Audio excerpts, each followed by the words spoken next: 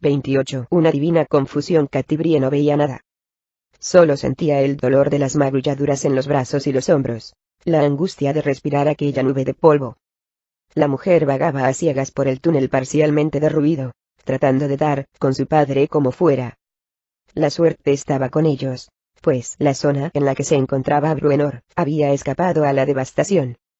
Catibrie dio con su padre, acarició su rostro con delicadeza, y acercó el oído a su corazón. Aunque débilmente, Bruenor seguía respirando. La mujer se dio la vuelta, tratando de hallar una salida de aquella ratonera, si era posible. Los orcos se habrían lanzado al asalto definitivo tras la caída del torreón. Estaba claro que el torreón se había desplomado.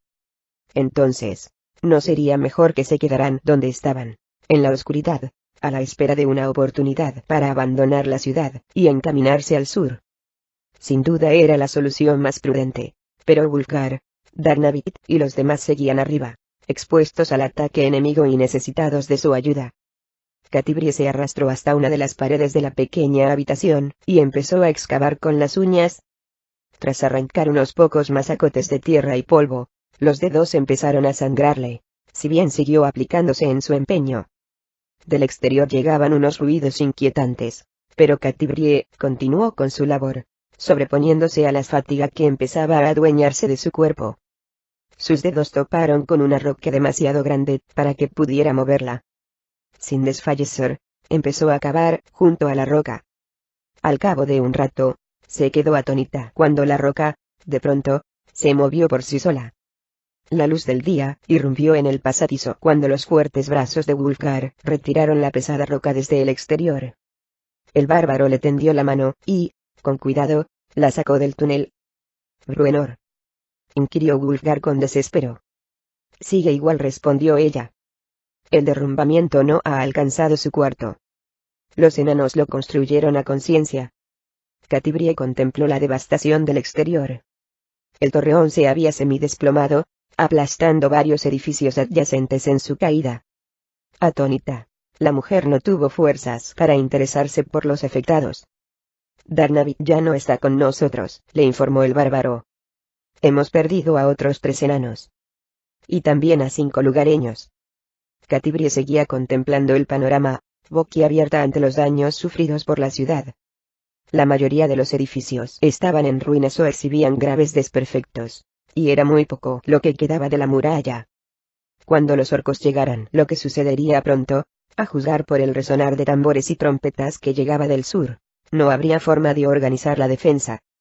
Sería cuestión de defenderse calle a calle, y, al final, túnel a túnel. Catibrie miró a Wulfgar, cuya expresión de estoicismo le hizo alumbrar un atisbo de esperanza. La mujer sabía que el bárbaro vendería caro su pellejo, y lo mismo pensaba hacer ella. Una sonrisa malévola se pintó en su rostro. Wulfgar la miró con curiosidad. —Está claro que la batalla será de las que hacen época —sentenció ella, resuelta a luchar hasta el fin. Mejor era luchar que rendirse de antemano y echarse a llorar. Catibrie llevó su mano al hombro de Wulfgar. El bárbaro hizo otro tanto. —¡Ahí llegan! —exclamó una voz a sus espaldas. Fred llegó a su lado, maltrecho y manchado de sangre, pero tan decidido a luchar como ellos mismos, con su hacha de 2 filos en ristre. Wulfgar señaló varias posiciones, que venían a rodear la entrada al subterráneo en el que Bruenor se encontraba. Nos defenderemos desde esas 4 posiciones, indicó. A medida que los enemigos avancen, iremos retrocediendo hasta encontrarnos aquí. ¿Y entonces? Preguntó Tred. Nos refugiaremos en los subterráneos, o en lo que quede de ellos, respondió el bárbaro. Mataremos a todos los orcos que se aventuren en su interior, hasta que ya no nos queden fuerzas. Tred asintió, aunque entendía, como lo entendían todos, que la resistencia en último término sería vana. Aunque algunos orcos sedientos de sangre entrasen en los pasadizos y fueran aniquilados, sus compañeros no tardarían en comprender que el tiempo estaba de su lado, que bastaba con aguardar a que los rebeldes tuvieran que salir, acaso forzados por el fuego y el humo a los que los orcos seguramente recurrirían. Será un honor morir junto a vuestro formidable rey Bruenor, y junto a sus no menos formidables hijos, apuntó Tred con tono sombrío, fijando la mirada en el montón de escombros que había junto a la entrada del subterráneo. La ciudad de la Felbar se sentiría orgullosa de un enano como él. Ojalá tuviéramos ocasión de sacarlo de esos túneles. ¿Serán una tumba apropiada para un rey?, replicó Wulfgar. Bruenor sabrá morir como lo hizo Dagnavit, con honor y dignidad, encomendándose a los dioses de los enanos. Los tres amigos bajaron las cabezas, y guardaron un momento de silencio en memoria del valeroso Dagnavit. Juro que haré pedazos a un montón de esos orcos, prometió Tred. El enano se alejó hacia las posiciones señaladas por Wulfgar, organizando a los escasos defensores. Los gigantes reemprendieron el bombardeo unos minutos después. Si bien las muchas ruinas y los escombros ofrecían bastante protección a los de la ciudad, lo cierto es que pocas cosas podían desplomarse ya. El preludio artillero de los gigantes vino a ser poco más que una molestia. La lluvia de pedruscos cesó de pronto. Los orcos, muchos de ellos montados a lomos de huergos, se lanzaron al ataque entre aullidos salvajes. Catibrie fue la primera en responder. Protegida tras un montón de escombros, la mujer disparó una de sus flechas relámpago, que fue a clavarse en la cabeza de un huergo. El animal se desplomó, muerto en el acto, lanzando a su jinete por los aires. Catibrie siguió lanzando flechazos, derribando a un orco tras otro, a dos con un mismo dardo en ocasiones, tan compactas eran las filas del enemigo. Con todo, los brutos seguían llegando. Sigue disparando, urgió Wulfgar. El bárbaro dio un paso al frente, y arremetió contra los orcos que entraban en la ciudad. Aegisfan entró en acción, y empezó a barrerlos en tropel. Los últimos defensores de Sayov siguieron su ejemplo, e hicieron frente al asalto masivo. Hombro con hombro, los enanos y los humanos embistieron contra sus enemigos. Poseídos por un frenesí guerrero, los defensores se batieron como nunca. Por un momento se diría que las armas de los orcos no hacían mella en sus cuerpos. Los cadáveres, de orcos y borgos en su gran mayoría, empezaron a amontonarse en torno a las 4 posiciones. Pero la situación no podía seguir así de modo indefinido. Por mucho que fuera su arrojo, los defensores lo sabían. Wulfgar seguía causando estragos con su martillo de guerra, derribando a los orcos por docenas. Y si alguno de los brutos, cercanos por casualidad, lograba escapar a los golpes de aquel martillo asesino, una flecha de estela plateada al momento daba cuenta de él. Catibrie seguía disparando una y otra flecha con su mágico taulmaril, sin que el carcaj encantado que llevaba, amarrado a la espalda, se vaciara nunca de dardos. Cuando tenía ocasión de elegir, la mujer prefería derribar a un huergo antes que a un orco, pues entendía que los malignos lobos resultaban adversarios más temibles. Pero eran raros los momentos en los que Catibrie contaba con la oportunidad de elegir sus blancos. A pesar de tan acérrima defensa, a pesar de que Wulfgar se fajaba como nunca, la marea de los orcos seguía infiltrándose entre los escombros. Catibrie disparó una nueva flecha, encajó otra en el arco, y se volvió a tiempo para atravesar a un orco que ya se cernía sobre ella. Cuando un nuevo bruto llegó al asalto, la mujer se valió de su arco, como si fuera una masa para rechazarlo. Un segundo orco corrió en auxilio del primero. Catibrie estuvo a punto de llamar a Wulfgar, pero se contuvo, pues sabía que la menor distracción podía resultar fatal para el bárbaro. Enarbolando a Taulmaril, como si fuera un garrote, la mujer hizo retroceder a los brutos a golpes. Al momento dejó a Taulmaril en el suelo y recurrió a Casidea, su espada de hoja afiladísima. Los orcos seguían llegando por todas partes. Uno de los brutos le envió un lanzazo a su costado derecho. Con un mandoble, Catibrie cortó limpiamente la punta del venablo. Pillado por sorpresa, con su lanza inútil en las manos, el orco trastabilló un instante, que Catibrie aprovechó para clavarle una puñalada en el pecho. Rehaciéndose al momento, la mujer de nuevo echó mano a Casidea para repeler la embestida de un nuevo enemigo, armado con una espada grande y pesada. El orco no era enemigo para Catibrie. Más 2 brutos se sumaron a su acoso, de forma que la mujer se vio luchando furiosamente para contener a sus 3 oponentes. A sus espaldas resonó un impacto, seguido de un gruñido de Wulfgar. Sin embargo, ni ella podía ocuparse de él ni él de ella. Catibrie seguía asestando letales cuchilladas con su espada, manteniendo a raya a sus adversarios. Con todo, seguía sin avanzar, y no podría mantener aquel ritmo durante mucho rato. De pronto, Uno de los orcos hizo un movimiento sorprendente. Por un segundo, Catibrie pensó que el bruto se lanzaba contra ella, hasta que comprendió que la pesada hacha de un enano lo había proyectado por los aires. Reddion pasó al frente, y soltó un mandoble con su hacha que derribó al segundo de los orcos. Catibrie no perdió un segundo, y arremetió contra el tercer bruto, bloqueando su espada con la suya. Con ambas armas así enlazadas, el orco embistió contra ella. Catibrie se limitó a esquivar la acometida, liberó a Cassidea, giró sobre sí misma, y mató al orco por la espalda. Las defensas no aguantan más, gritó Tred, corriendo a socorrer al maltrecho Wulfgar, quien, a pesar de ello, a punto estuvo de arrancarle la cabeza con uno de los ciegos barridos de Aegisfan. Volvamos al subterráneo. Wulfgar expresó su acuerdo con un gruñido, y derribó a un nuevo orco antes de saltar al otro lado del montón de escombros. En ese momento, un orco saltó por los aires en dirección a su garganta. De forma instintiva, Catibrie disparó un flechazo, que se hincó en el costado del animal. El orco cayó muerto en el acto por la flecha encantada. Al levantar la mirada, Catibrie advirtió que una nueva hueste de enemigos se lanzaba al asalto, y pensó que esta vez no iban a poder con ellos. En ese momento, oyó un ruido a sus espaldas. Al volverse, advirtió que el viejo Withegro, con el rostro demacrado y envejecido, se acercaba. El anciano apenas podía caminar, pero sus ojos brillaban de rabia, y sus labios se movían con determinación.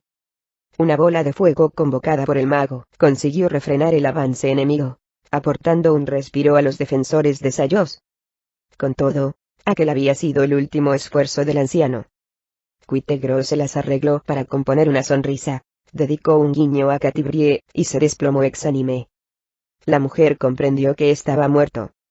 Aunque la bola de fuego de Withegro había conseguido contener el avance de los orcos por un flanco, nuevos enemigos se cernían ya sobre los defensores, que paso a paso se veían obligados a retroceder.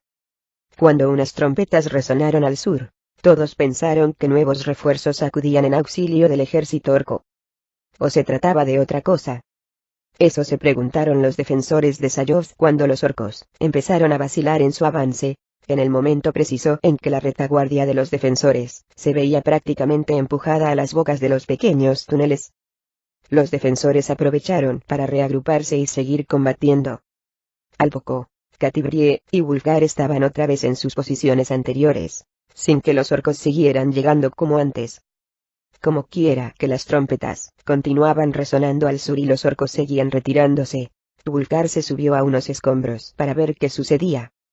—¿Qué demonios? —exclamó. Tred, Catibrie y otros defensores se le acercaron. Lo que vieron los llenó de incredulidad. Por el norte, llegaba una extraña reata formada por una veintena de animales macilentos, mulas según parecían, que cargaban con un enorme tótem de madera, la representación gigantesca de un rostro de orco ornado con un solo ojo grotesco a más no poder. —¿Se trata de Grooms? —escupió Trednucles ante la visión de aquella divinidad de los brutos. —Parece que han hecho venir a sus clérigos, aventuró, en preparación para su victoria final, imagino. Los mismos orcos que unos momentos antes batallaban con fieres allenaban por completo el prado situado al sur de la ciudad, aclamando entre vítores, y postrándose de rodillas ante la imagen de su dios, tan reverenciado como temido. Al otro lado del barranco, Drizzt no dejó de oír las trompetas, si bien desde su posición, no podía ver qué estaba sucediendo.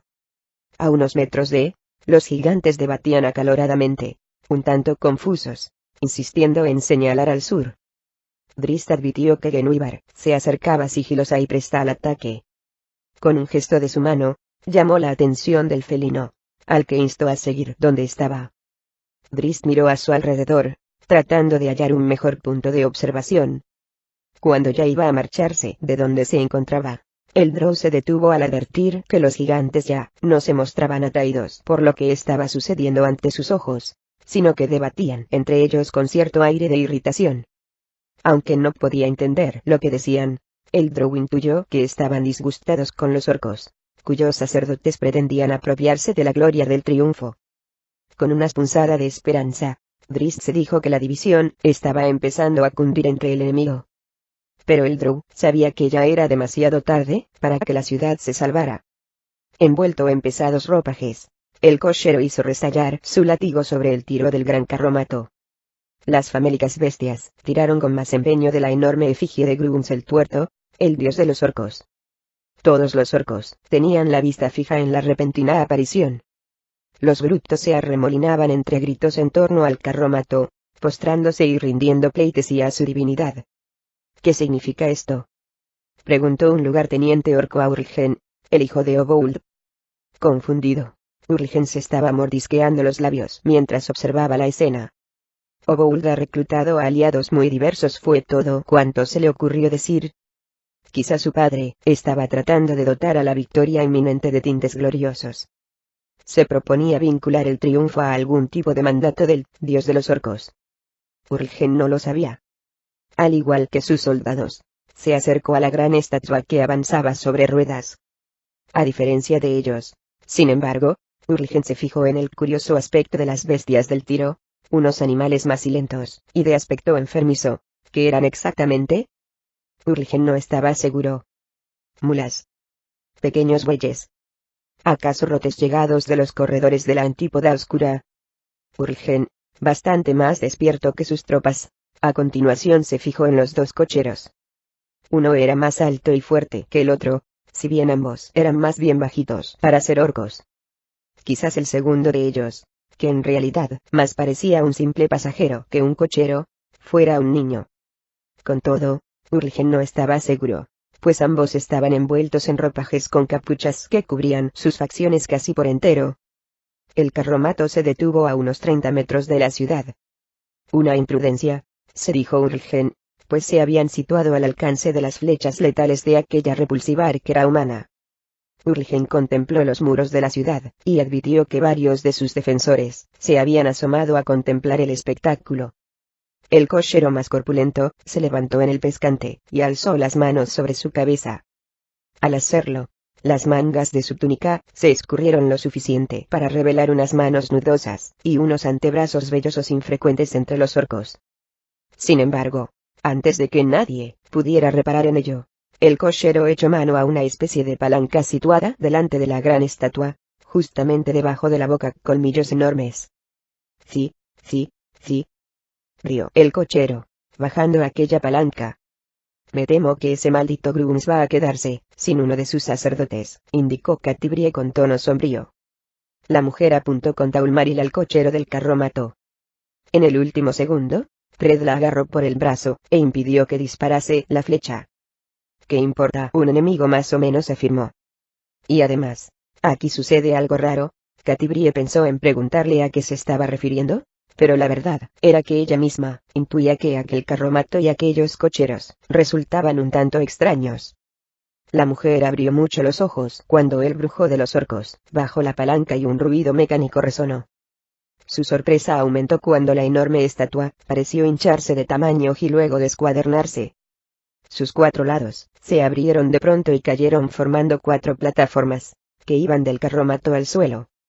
Por dichas plataformas, del interior de la hueca efigie, empezaron a salir enanos. Un montón de enanos, ataviados con el uniforme inconfundible de los revientabuches.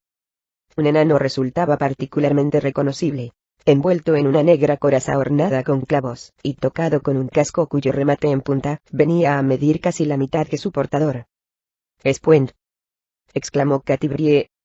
En el preciso momento en que ella pronunciaba esas palabras, Tibledorf Puent saltaba del carromato con un rugido salvaje, presto para el combate. Doblándose en una reverencia, el enano atravesó con el pincho de su casco al primer orco que le hizo frente, y se lanzó sobre un segundo bruto, al que derribó contra el suelo. Catibrie en aquel momento lo perdió de vista, si bien sabía que Puent estaba haciendo trizas a su oponente, abrazándose a él y atravesándolo con los pinchos de su coraza. Sus muchachos luchaban con igual frenesí, lanzándose como un enjambre contra los desprevenidos orcos. A todo esto, las pequeñas catapultas de los enanos causaban estragos entre las segundas filas del enemigo. Por si esto fuera poco, una nueva horda de enanos hizo aparición cuando estos se liberaron de los yugos y las mantas astrosas que los camuflaban como animales de tiro, un encantamiento, sin duda, y arremetieron contra los orcos. La carnicería fue inmediata, pues la mayoría de los brutos seguían de rodillas, atónitos por el inesperado ataque. Aunque la matanza se fue convirtiendo en batalla a medida que algunos orcos empezaban a reaccionar, lo cierto era que los brutos ya no tenían nada que hacer. Pillados por sorpresa, muchos emprendieron la retirada, una retirada que pronto se convirtió en desbandada general, muy propia de unos orcos pillados en falso y ya no seguros de su victoria. Manteniéndose en orden, la columna de enanos se dirigió hacia la ciudad, no sin que algunos de los guerreros aprovecharan para dar buena cuenta de los orcos rezagados. «Los Batleamer nunca fallan», exclamó Tredknuckles, subido a un montón de escombros. Su entusiasmo se vio al momento matizado por un gran pedrusco que pasó, silbando junto a su cabeza. «Malditos gigantes», imprecó. Catibrie se acercó corriendo a lo que quedaba de la muralla septentrional, y apuntó con su arco. «Dispara, y sal corriendo», avisó Wulfgar. El bárbaro tenía razón. Un segundo después de que la flecha de la mujer hubiera cruzado el barranco, una salva de pedruscos impactó en la posición que Catibrie acababa de abandonar. Drizzt Do'Urden sintió un alivio inmenso al ver que las flechas de Estela Plateada seguían volando sobre el barranco. No obstante, esa buena señal, prueba de que Catibrie seguía con vida, no impidió que siguiera concentrado en su propósito. Los gigantes de nuevo seguían con su bombardeo, un bombardeo al que tenía que poner fin como fuese. Tras convocar a Genuibar a la acción, el drow reptó hasta la posición de los gigantes, y trepó por un montón de pedruscos sin que sus oponentes repararan en su presencia. Silencioso como una sombra, el drow pasó corriendo tras un gigante, cuya espalda hendió con sus cimitarras. Sin detenerse, Drizzt clavó ambas espadas en la parte posterior de la rodilla de un segundo gigante, y siguió corriendo hacia las rocas que había al otro lado. Los gigantes dieron media vuelta, y se aprestaron a darle caza. Uno de ellos alzó los brazos para lanzarle un pedrusco tremendo. Sin embargo, en el último segundo, los 300 kilos, y las garras afiladas de una pantera furiosa, se lanzaron contra su rostro.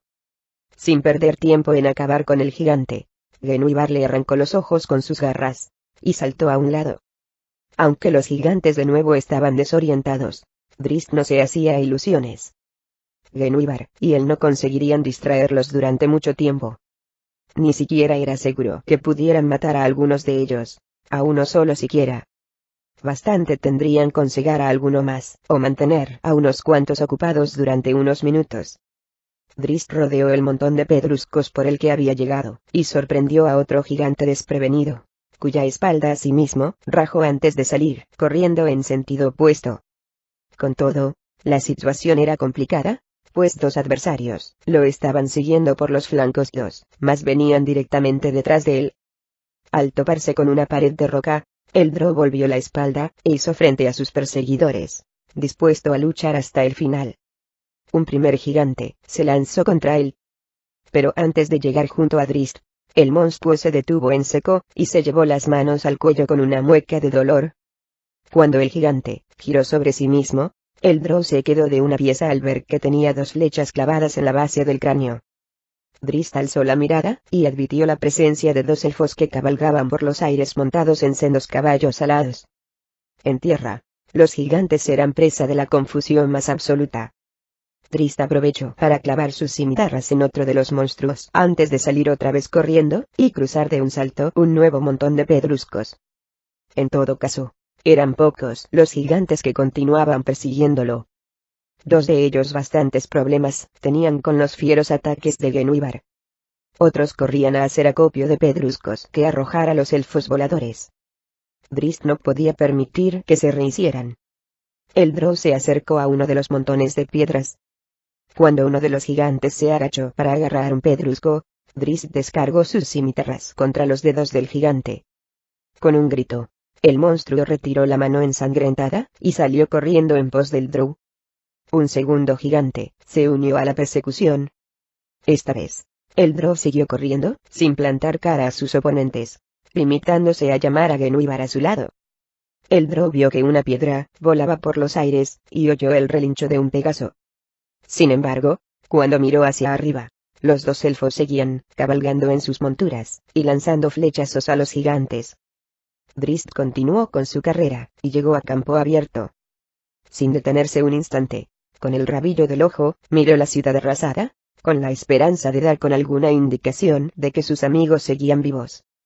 Su mirada solo detectó que un enjambre de orcos se lanzaba contra las murallas. En ese momento Drizzt tuvo que torcer hacia el norte, seguido de cerca por dos gigantes rabiosos.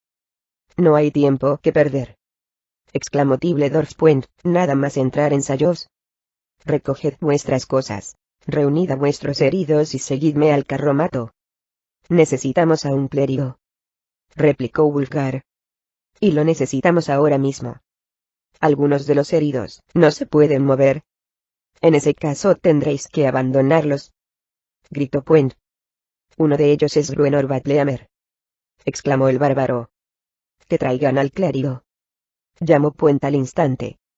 «Subid a los heridos al vagón. Subid también a todos los enanos muertos que encontréis. No vamos a dejar sus cuerpos detrás para el disfrute de los orcos o los buitres». «¿Cómo es que habéis llegado tan pronto?», preguntó Catibria Puent. Nada más decir estas palabras, una sonrisa se pintó en su rostro, pues acababa de dar con la explicación. «Regis», musitó, fijando la mirada en uno de los cocheros, que acababa de descubrirse de su capucha. Con el corazón saliéndosele del pecho, la mujer se acercó a él y lo abrazó. Catibri dio un paso atrás al advertir que el mediano se llevaba la mano a su brazo dolorido. «Mi brazo ha servido de pitanza para los lobos», explicó Regis con una sonrisa de modestia. Catibri se agachó y le estampó un beso en la frente. Regis se enrojeció. Muy pronto se pusieron en marcha. Los guerreros enanos parecían un enjambre de abejas furiosas, flanqueando a los exhaustos, desastrados defensores de Sayos. De los 100 humanos y 26 enanos que habían participado en la defensa de la población, solo un puñado seguían caminando por su propio pie. 10 más, Bruenor entre ellos, apenas se las componían para continuar respirando. Una victoria pírrica. Barrape mayor que